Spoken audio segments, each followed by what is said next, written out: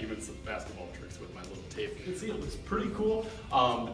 Not only the design that I designed on here, but how it sticks onto pretty much any surface, whether you're doing like a wall or like a textured, sticks really good and almost gives that optical illusion, not just of the perspective, but of it being painted and not just regular tape. It's a real basic, still understanding the concepts of 1 point perspective, that all these side kind of lines go towards that vanishing point, it's called, in the center there. But you can see I kind of played with some high buildings, some low buildings, different kinds of doors on there, and I'm probably still gonna add lots more to this.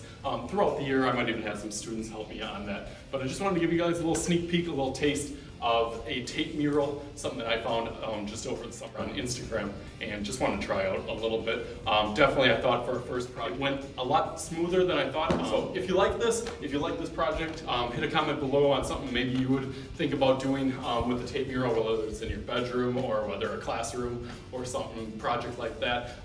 Give it a thumbs up if you haven't already. Thumbs up this video. This is one of my favorite ones already this year that I've done. So give me a thumbs up. If you haven't subscribed to my channel, please hit that red button down below in the description. That's the easiest way to get all my videos coming out multiple times a week as the school year starts getting along. That would be awesome if you're one of the subscribers already. Thank you very much for doing that. As always, I am Mr. Schuette. This is Mr. Schuette's art class, and we will see you guys